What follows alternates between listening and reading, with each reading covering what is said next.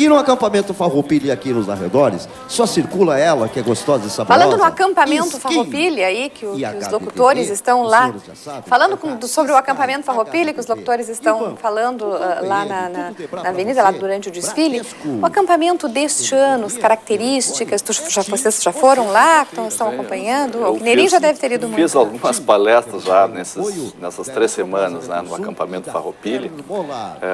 Inclusive eu ando lá, o pessoal acha um pouco estranho, às vezes eu ando com uma roupa monarquista, enfim, vestindo a roupa do exército monarquista, faço essas palestras, mas está bem interessante o acampamento esse ano.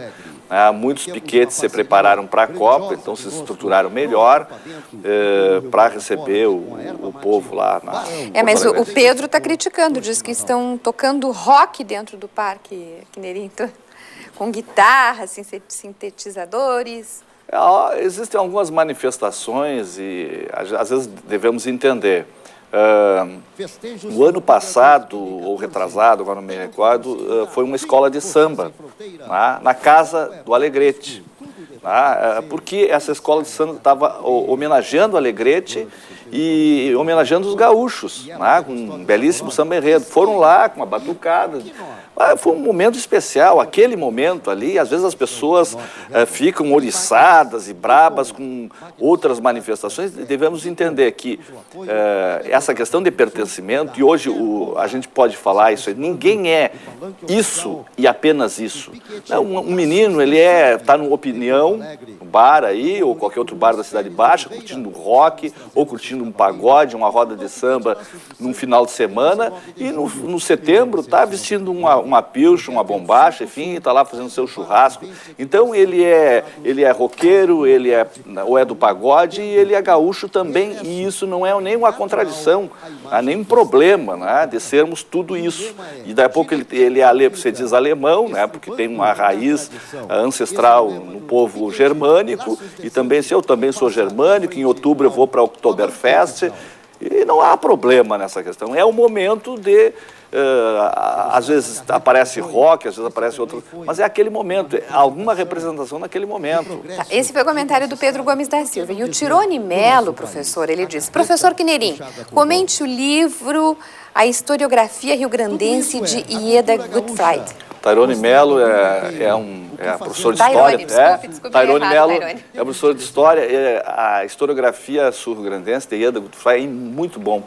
É um livro que recomendo, porque faz uma radiografia da história do Rio Grande do Sul. Ela pegou mais de 8 autores, um pouco do século XIX, do século XX, e a historiografia se divide, e ela criou essa tese em historiografia platina, e historiografia lusitana. Um grupo de historiadores se vinculou a essa historiografia e outro grupo se vinculou à historiografia platina. Para alguns historiadores, o gaúcho é o mesmo na Argentina e no Uruguai. Para os lusitanos, não, existia um gaúcho brasileiro. As missões faz parte da história do Rio Grande do Sul para os platinos. Para os lusitanos, não faz parte da história do Rio Grande do Sul, a história das missões dos índios. O gaúcho, como falei, ele era o mesmo para os platinos. Para nós aqui houve um outro gaúcho. Ela analisou também a Revolução Farroupilha, segundo esses historiadores. Para os platinos era separatista, porque os historiadores viam a Revolução Farroupilha vinculada à independência da Argentina, à independência do Uruguai e do Paraguai, enquanto que os lusitanos dizem que essa revolução estava vinculada às revoltas nacionais em Pernambuco, a Sabinada, a Balaiada, enfim. Então, Ieda Gutfried eu recomendo, é um bom livro, porque ela faz uma radiografia na escrita da história do Rio Grande do Sul. Tá certo. A gente tem acompanhado aí alguns até com bandeiras. E bem-vindo, Elomir. Quer falar? Por favor, então, Demétrio, por favor. É interessante isso do trabalho da professora Ieda, porque, como a gente sabe, naquelas primeiras décadas do século XX, esses intelectuais, pensadores da ciência social e, sobretudo, da história, estavam absolutamente vinculados àqueles que produziam literatura, aos nossos escritores. Então, essa divisão entre platinistas e lusitanistas que ela aponta tão bem, se reflete da mesmíssima maneira e simultaneamente na nossa literatura. Quando um Aureliano de Figueiredo Pinto escreve o seu único romance do Coronel Falcão, ele começa com a frase "Cayó el velo, cayó la felpa". São esquiladores estão falando em espanhol. Hoje pode ser colorido, interessante um colorido no livro com aquela abertura. Naquela época era um manifesto. Era um manifesto escrever isso, quando justamente, como a gente dizia no outro momento, o ponto de vista getulista queria criar uma noção de Estado coeso, uno e luso-brasileiro. Então era muito difícil ser Manuelito de Ornelas, era muito difícil ser um Aureliano de Figueiredo Pinto naquele momento, e é muito louvável o que eles fizeram, concordemos ou não com o ponto de vista platinista. Lena, hoje ele usa um alpargata aqui, né? O alpargata, o Demétrio usa um alpargata. Tu estás de bota, o Demétrio usa alpargata. E eu de boina. E ele de Isso chapéu. Era inconcebível no início desse movimento, né? E há pouco tempo a alpargata, como a boina... Não seria a boina com a alpargata e o chapéu com a bota? Não seria o contrário do que vocês estão... Sim, exatamente o contrário. Porque seria inconcebível para o gaúcho brasileiro, né, essas vestes que são do gaúcho platino. Recentemente, num congresso aí, o tradicionalismo aceitou tanto a alpargata como a boina como pilchas gaúchas também rio-grandenses. Isso há quanto tempo? Agora, recentemente, num congresso, se eu não me engano, foi o ano passado, retrasado. Mas para nós que somos da fronteira, eu que sou de Quaraí, de Alegrete, a gente sempre viu o gaúcho andando de alpargata e de boina, a boina negra, como se diz. Fora o fato de que pouca gente recorda, e quem é de campanha e quem é um pouco mais antigo, me corrija se eu estiver errado, que a forma como se viam os peões, em geral, era de pés descalços ou de tamanco, mais do que alpargata ou bota. Essa emoção que o Piquete Velha Capital passa aqui pelo palanque, trazendo num sapucai, trazendo a emoção e o orgulho de dizer, eu sou do Sul. E vem vindo ali, Elomiro, o CTG Gaudérios de São Pedro. CTG Gaudério de São Pedro é do Rio de Janeiro. Patrão Mauro Brasil Costa fundou o CTG Rio de Janeiro, fundou o seu CTG em 2 de junho de 96. O projeto é música e poesia, o lema é amizade, folclore e tradição. CTG Gaudérios de São Pedro. E vem vindo ali um trote meio rápido.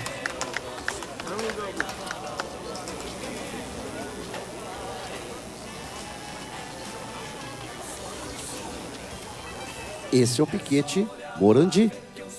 Sejam bem-vindos à Avenida ao Palanque Oficial. Piquete Morandi, o patrão Salvador Claro dos Santos, fundou o Piquete em 1º de setembro de 95. Seu projeto é Tradições do Sul, o chimarrão. Lema, construindo caminhos pelos pagos do Rio Grande. Piquete Morandi.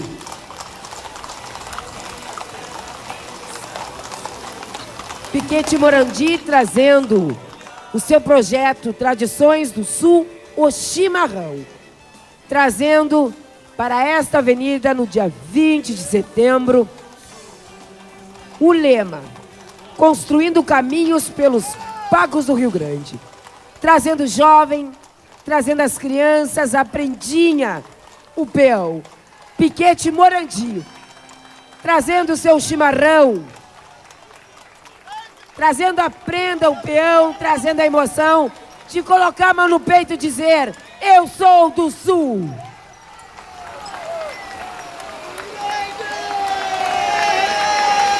E se chegando, o Piquete JP da Tradição.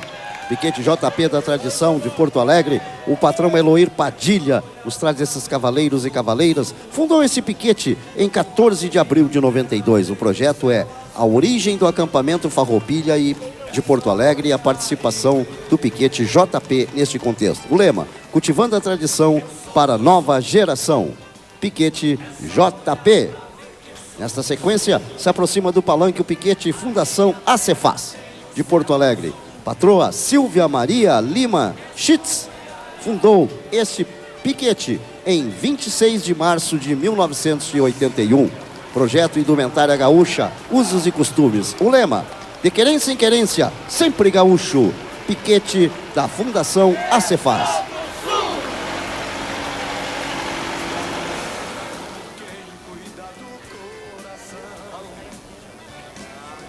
Se aproximando ao palanque oficial, o piquete Amigos do Sul. Também de Porto Alegre, o patrão Carlos Alberto Duarte Goulart, os traz seus cavaleiros e fundou o piquete em 5 de março de 2006. Seu projeto, Medicina Campeira. Seu lema, passado, presente, futuro, sempre mantendo as tradições. Piquete Amigos do Sul.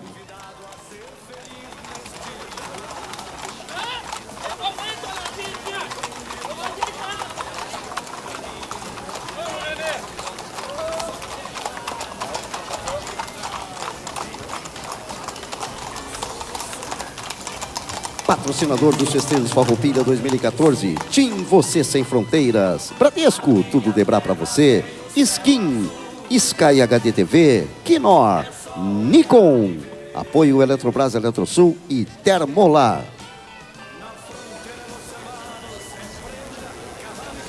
Não, aproveitando então, olha aqui, ó, é que segue a conversa aqui. O Pedro Gomes da Silva, que nele em volta, te dizer que ele acha, o Pedro, que ele diz que gosta de rock, mas que dentro do parque não, e que não gosta da mistura de gênero e lugar. E essas misturas todas? A cultura é algo vivo. A roda da história e a vida não pode parar.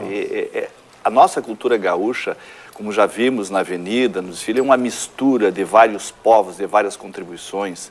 E ela vai seguir se misturando, né? O chamamé hoje é normal, mas há um tempo atrás ele não era reconhecido como ritmo gaúcho.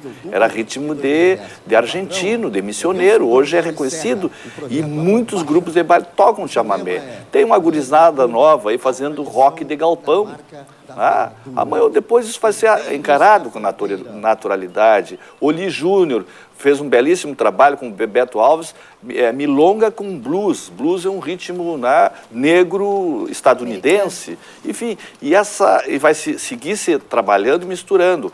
O Barbosa Lessa, é bom que o Barbosa Lessa nos diz numa entrevista na década de 50 que não existia isso que a gente chama hoje de música regional gaúcha.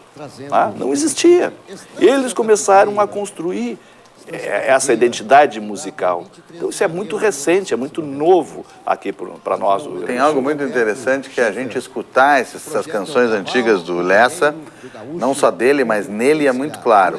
E a gente se dá conta numa cantiga de Eira, por exemplo, o quão influenciado ele era, por exemplo, por Dorival Caymmi. Não existia esse formato todo, todos esses códigos à disposição que foram sendo construídos com o tempo e que querem ser os que são legítimos. Isto é a música gaúcha. Eles estavam começando um resgate nessa época, tinha pouca coisa formatada. E há uma coisa bonita também sobre o Lessa que eu gosto muito de dizer, que a gente na universidade, questionando essa formatação exagerada do tradicionalismo, enfim, a gente sempre citava um autor, um historiador, o Eric Hobsbawm, e falava na invenção das tradições. Era o nosso ponto de vista a respeito daquele movimento. E um belo dia, a gente está lendo o que é nativismo do Barbosa Lessa, e ele se refere ao que eles fizeram, também citando Hobsbawm. Ele diz... isso é aquele fenômeno da invenção das tradições de que fala o Eric Hobsbawm. Sem nenhum problema. Lessa e Paixão eram muito arejados com relação a essas coisas. Daí o pessoal, os nossos telespectadores que estão tweetando, a Keila Parolo diz que tem orgulho de ser gaúcha, pois aqui aprendemos a ser solidários. E também o Éder, lindo de se ver um povo que mantém a sua tradição. A Luciana Robalo, que época maravilhosa, nada me encanta mais do que a nossa cultura. O sangue ferve nas veias, minha terra, meu orgulho, te amo, Rio Grande do Sul. É aquela festa que a gente tem falado. Vocês têm comentado. Não queria deixar passar, porque a gente está aqui com as imagens e o pessoal passou montado em mula. E isso pode, sei lá, pode algum gaúcho não achar muito bonito encilhar uma mula, sair numa mula, mas que animal importante para a incorporação do Rio Grande do Sul ao Brasil. Porque, afinal de contas, isso se dá no século XVIII, sobretudo, quando começa o ciclo do ouro lá nas Minas Gerais e são necessários, primeiro, animais para trabalhar naquele garimpo, e eram as mulas que eram puxadas lá da Argentina e trazidas em tropas de meses e meses, e depois a alimentação para os escravos que trabalhavam ali, e aí começa o ciclo das charqueadas aqui no Rio Grande do Sul. A venda do nosso gado e do nosso charque começa com aquele ciclo, e a mula certamente foi um motor da incorporação do Rio Grande do Sul como algo importante, valioso ao Brasil e à nacionalidade, e não só a ponta de lança, o lugar que briga contra os castelhanos numa fronteira móvel. E essa vinculação do tropeirismo, né, com as Minas Gerais faz com que hoje tenhamos muitos pratos na gastronomia regional gauchesca similares aos pratos mineiros. Nós temos aí uma série de similitudes, né, nessa gastronomia regional. E é desse período do tropeirismo, né, muito importante na integração do nosso território. Segue mais um desfile. Tem alguns pontos de união que são até curiosos, essas curiosidades são bonitas. Vocês vão ver desfilando aí alguns desses animais que a gente sempre associa aos índios, por causa, sobretudo, do cinema norte-americano, aqueles cavalos que a gente chama de tubianos, porque são manchados com manchas de determinada maneira, regulares, enfim, não é o que nos interessa aqui. Mas tem animais que se chamam tobianos, porque Rafael Tobias de Aguiar, militar paulista que tentou uma sedição que não deu certo e depois veio aqui se aproximar dos farroupilhas, Rafael Tobias de Aguiar tinha predileção por essa pelagem e comprava lá na feira de Sorocaba todos os animais que tivessem essa pelagem. Hoje, nos Estados Unidos, alguém chama um cavalo assim de Tobiano, sem saber que isso vem de Tobias de Aguiar, Rafael Tobias de Aguiar. Da mesma maneira, na Argentina, no Uruguai, é assim que se chama essa pelagem. Por quê? Porque havia uma comunicação em função da tropa, da mula, do gado e do charque, que era um eixo permanente de Córdoba, Tucumã, dos criatórios de mula, até São Paulo e Minas Gerais. Eu sou do Sul, nós somos do Sul. Piquete Mangaço está chegando no palanque oficial. Piquete Mangaço de Porto Alegre, fundado em 20 de outubro de 2002, o patrão Helenor Cardoso. O projeto é Negrinho do Pastoreio. O lema: humildade, respeito e união, essências de nossa tradição. Piquete Mangaço.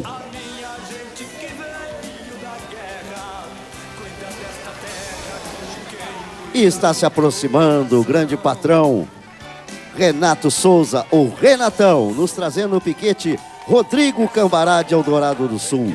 Renatão fundou esse piquete em 20 de setembro de 93. Grande patrão Renatão, Renato Souza. Projeto é Tosquia de Oliveira de Ovelha. Tosquia de Ovelha Martelo. Lema: aqui se mantém a tradição. Esse é o piquete Rodrigo Cambará.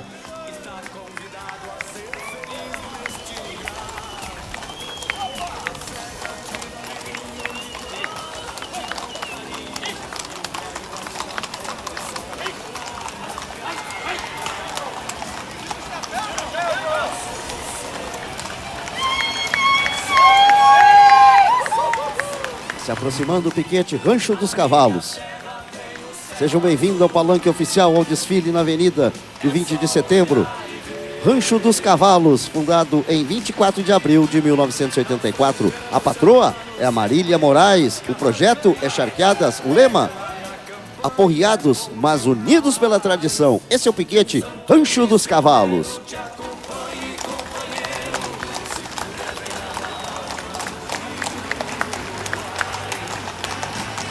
Esta sequência maravilhosa do desfile, nesta avenida, se aproximando o piquete Chama Nativa de Porto Alegre, sua fundação, dia 7 de junho de 2007. O patrão é o Ataliba Neto. O projeto são danças gaúchas e suas histórias. O seu lema: com saúde e educação, mantendo a chama da tradição. Piquete Chama Nativa. Piquete Chama Nativa, que aproxima-se do palanque, trazendo o orgulho de ser gaúcho e batendo no peito e dizendo: eu sou do Sul, trazendo a beleza da mulher negra gaúcha. Poeta Cândido Brasil, presidente da Estância da Poesia Crioula, trazendo o Grupo Hospitalar Conceição, com saúde e dedicação, mantendo acesa a chama da tradição. E se aproximando do palanque, o piquete Estância da Graxa, aqui de Porto Alegre, foi fundado em 21 de outubro de 2006. E o patrão é o Júlio Antunes. O projeto é Negrinho do Pastoreio. Lema: força, alma e coração. Esse é o piquete Estância da Graxa.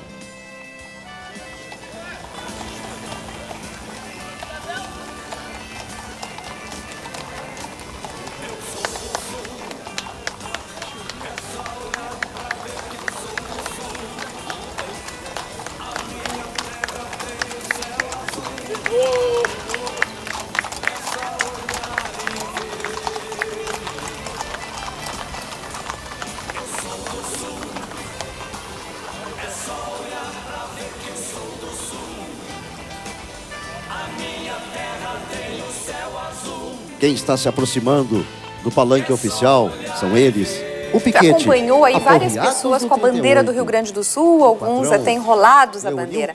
Eu sei que nas tuas aulas tu mostra a bandeira e mostra de uma forma diferente. Ah, já está com a bandeira aqui, pode até mostrar qual é a verdadeira.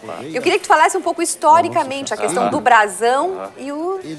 Esse Paraíba, daqui a pouco já vamos mostrar. Daqui a pouco já vamos mostrar essa a bandeira do Rio Grande do Sul. Nossos símbolos também.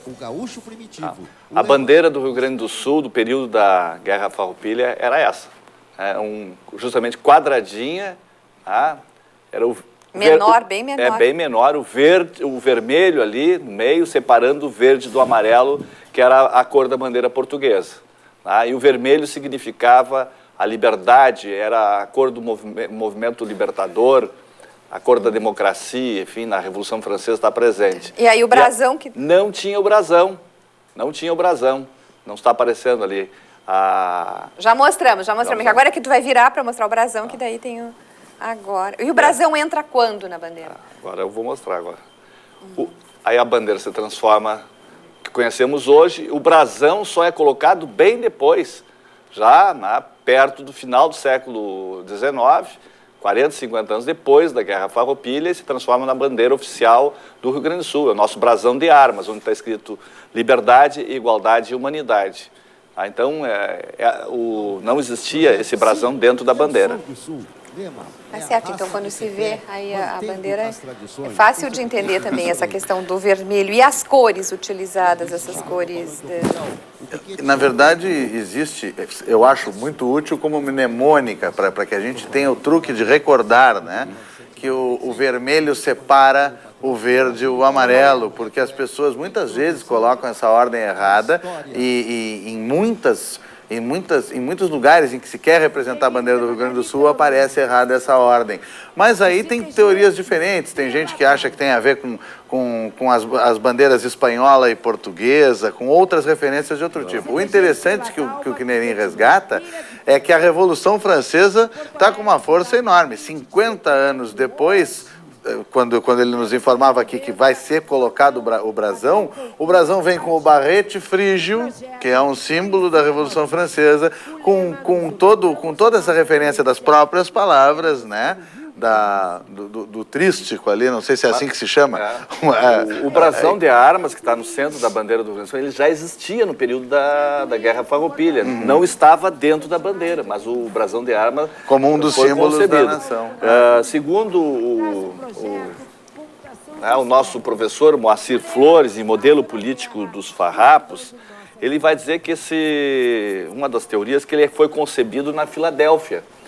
Que era o centro irradiador das lutas democráticas e libertárias da América, na doutrina Monroe, América, para os americanos. Então, no Modelo Político dos Farrapos, aparece toda essa construção política, dos farroupilhas. Tem telespectador, agora entrou um monte aqui. E certamente uma participação dos carbonários aí bem forte também nessa orientação política, esses italianos que vieram se somar ao movimento, né?